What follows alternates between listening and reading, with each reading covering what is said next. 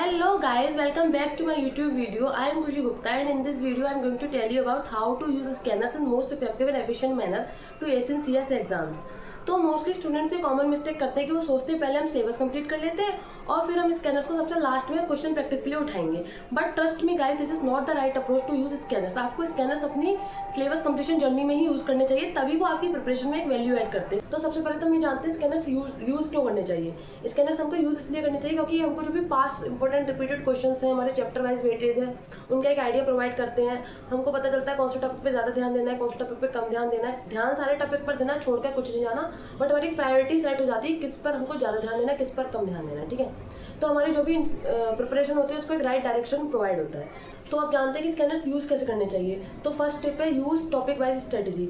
जैसे आपने कोई भी सब्जेक्ट उठाया, जैसे कंपनी लॉ आप पढ़ रहे हो, उसका कोई भी टॉपिक आपने कंप्लीट किया, अपने एंड से बिल्कुल आपने समझ लिया, उसका क्रक्स आपके माइंड में. सब्सिडियरी कंपनी आप पढ़ रहे हो, आपने पूरा टॉपिक अपने एंड से समझ लिया है.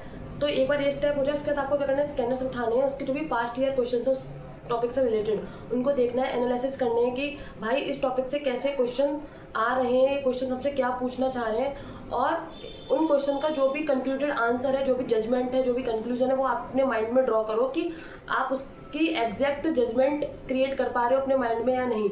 आप अपने स्टडी मटेरियल की हेल्प ले सकते हो, और अगर आपकी जो भी कंक्लूजन है, जो भी जजमेंट है, वो ठीक बैठ रही है, इसका मतलब ये है कि आपने जो भी टॉपिक पढ़ा वो आपको अच्छे से समझ आ गया. लेकिन अगर सिर्फ कंक्लूजन ही ठीक नहीं बैठ रहा है, इसका मतलब ये है कि आपको टॉपिक वापस से पढ़ने की नीड है, आपने अभी टॉपिक अच्छे से नहीं समझा है. तो इससे ये फायदा होगा, ये चीज़ आप अभी कर ले रहे हो, ठीक है.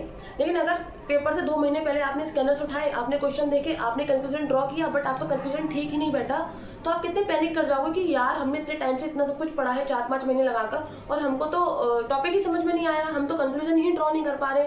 और उस टाइम पे आप उस गलती को सुधारना भी काफ़ी मुश्किल हो जाएगा. इसलिए आप ये प्रैक्टिस पहले दिन से स्टार्ट करो, ताकि आप कंटिन्यूसली अपनी गलतियों को सुधारते रहो, समझते रहो कि कहाँ आपको ज़्यादा ध्यान देने की नीड है, कौन सा टॉपिक आपको अच्छे समझ में आ रहा है, कौन सा नहीं आ रहा है, कौन सा दोबारा से पढ़ने की ज़रूरत है. तो इससे ये सब बेनिफिट आपको मिलेगा. सेकंड टिप है मेक अ फिक्स्ड रूटीन. मतलब जैसे मैंने आपको बताया कि आपको टॉपिक पहले पढ़ना है, फिर आपको स्कैनर से क्वेश्चन प्रैक्टिस करने हैं, अपने माइंड में कंफ्यूजन वगैरह ड्रॉ करना है. तो आप कैसे करोगे, पूरे दिन आपने जो भी पढ़ाई करी है, जो भी टॉपिक्स कवर करे हैं, जो भी चैप्टर्स कवर करे हैं, मतलब जो भी टॉपिक्स कवर करे हैं आपने पूरे दिन में, शाम को 1 घंटा निकालो स्कैनर्स प्रैक्टिस का. आपको बस क्वेश्चन देखने हैं, उसका अपने माइंड में कंक्लूजन ड्रॉ करना है, स्टडी मटेरियल की हेल्प लेकर देखना है कि आपको आंसर बन रहा है कि नहीं बन रहा है. तो इससे आप अगर ये डेली बेसिस पे करोगे, आपका एक रूटीन सेट हो जाएगा और आपको खुद ही अच्छा लगने लगेगा. आपका पढ़ाई में इंटरेस्ट जनरेट होगा कि भाई हम जो भी पढ़ रहे हैं अभी, और उसके बाद हम अगर उसका आंसर बना पा रहे हैं, तो मतलब हमारी जो स्टडी है वो राइट डायरेक्शन में जा रही है, तो आपको खुद ही अच्छा फील होगा.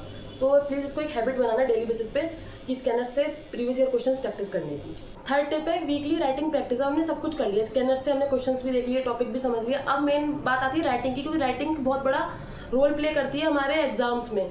कि अगर हमको समझ में भी आ गया लेकिन हम अपनी बात को कम्युनिकेट ही नहीं कर पा रहे हैं चेकर को, तो सब कुछ वेस्ट में चला जाएगा. तो राइटिंग प्रैक्टिस भी हमको लास्ट के लिए नहीं छोड़नी है, वो भी हमको स्टार्टिंग से ही करके रखनी है कि वीकली हम 1-2 आंसर्स प्रैक्टिस करते रहें, जिससे हमारा एक पेस मेंटेन हो जाए, हमको समझ में आए कि किस तरीके से फॉर्मेटिंग होनी है, किस तरीके से लैंग्वेज ड्राफ्ट करनी है, किस तरीके से अपने आंसर को प्रेजेंट करना है. तो ये बहुत बड़ा रोल प्ले करते हैं. इसमें क्या करना है हमको कि जो भी हमने पूरे वीकली टॉपिक कवर करे हैं, उनसे रिलेटेड हमने जो भी क्वेश्चंस देख लिए हैं, तो उनमें से किसी 1 या 2 क्वेश्चन को उठाना, उनको खुद से ड्राफ्ट करने की कोशिश करनी है. और जब आप ड्राफ्ट कर रहे होगे तो उससे पहले जो स्कैनर्स में सजेस्टेड आंसर दे रखे हैं उनको प्लीज़ नहीं देखना है आपको. आप ड्राफ्ट में नहीं करिए, आप याद करके ड्राफ्ट करो. आप अपने स्टडी मटेरियल की हेल्प ले लो, अपने बुक्स की हेल्प ले लो, बट सजेस्टेड आंसर्स की हेल्प मत लेना. पहले आपने ड्राफ्ट कर लिया अपने हिसाब से, उसके बाद आप सजेस्टेड आंसर्स को देखो कि आपका आंसर और वो आंसर मैच हो रहा है नहीं हो रहा. अगर वो मैच नहीं हो रहा है तब भी कोई प्रॉब्लम नहीं है, मतलब आप देखो मैच क्यों नहीं हो रहा. अगर लैंग्वेज अलग है, फॉर्मेटिंग अलग है, तो वो हम ठीक कर सकते हैं. बट अगर हमारा कंक्लूजन ही अलग है, इंपॉर्टेंट प्रोविजन को इंक्लूड करना था, हमने वही इंक्लूड नहीं किया है, तो दिक्कत वाली बात है. फिर हमको हमारे टॉपिक पे ध्यान देने की ज़रूरत है कि हमको और अच्छे से समझने की ज़रूरत है उस टॉपिक को, कि हमको क्या क्या चीज़ें और ध्यान देनी है उस पर. लेकिन अगर लैंग्वेज अलग है, कोई बात नहीं. मेन चीज़ है कि हम अपनी जो बात है सामने चेकर के सामने कम्युनिकेट कर पा रहे हैं नहीं कर पा रहे. लैंग्वेज सबकी अलग हो सकती है, इतने सारे बच्चे एग्जाम देते हैं, किसी की लैंग्वेज सेम नहीं होती है, फिर भी सबको मार्क्स मिलते हैं अगर उनकी जो इंटेंट है वो ठीक तरीके से प्रेजेंट कर रहे हैं, कंक्लूजन अच्छे से ड्रॉ कर रहे हैं, फॉर्मेटिंग अच्छी है. फॉर्मेटिंग अगर आपकी खराब है, फॉर्मेटिंग अलग है, तो उसको प्लीज़ सजेस्टेड आंसर जैसा फॉर्मेटिंग करने का ट्राई करो. वो धीरे धीरे आप आंसर्स लिखोगे तो अपने आप हो जाएगी. लाइक पहले फैक्ट्स, फिर लीगल प्रोविजंस, फिर कंक्लूजन. इस वे में आपको अपना आंसर प्रेजेंट करना है. तो यस. तो इससे आपकी राइटिंग प्रैक्टिस भी इंप्रूव होगी पहले दिन से ही, आपको एंड में जाकर एकदम पैनिक करने की जरूरत नहीं है। तो ये थी कुछ टिप्स कि आप स्कैनर्स को कैसे अच्छे से यूज़ कर सकते हो ताकि वो आपकी जो प्रिपरेशन है उसमें एक वैल्यू ऐड करे, आपको बेनिफिट हो। और प्लीज़ स्कैनर्स को लास्ट के लिए मत छोड़ना, स्टार्टिंग से ही उसको यूज़ करना, ये बहुत अच्छे वैल्यू ऐड कर सकते हैं आपकी प्रिपरेशन में। आपको समझ में भी नहीं आएगा कि कब आपकी प्रिपरेशन इतनी अच्छी हो गई, तो प्लीज़ इसको स्टार्टिंग से ही यूज़ करना। And yes, that's all for today's video. And video अच्छा लगा तो do like the video, subscribe my channel and share this video with your friends जिनका अभी CS अटेम्प्ट दिसंबर में पेंडिंग है या जो लॉस्ट है अपनी प्रिपरेशन के ड्यूरिंग। एंड कमेंट सेक्शन में मुझे बताइए कि आपको किस टॉपिक पे वीडियो चाहिए, बस ट्राई करूँगी उसी टॉपिक पे वीडियो लाने का। And bye guys.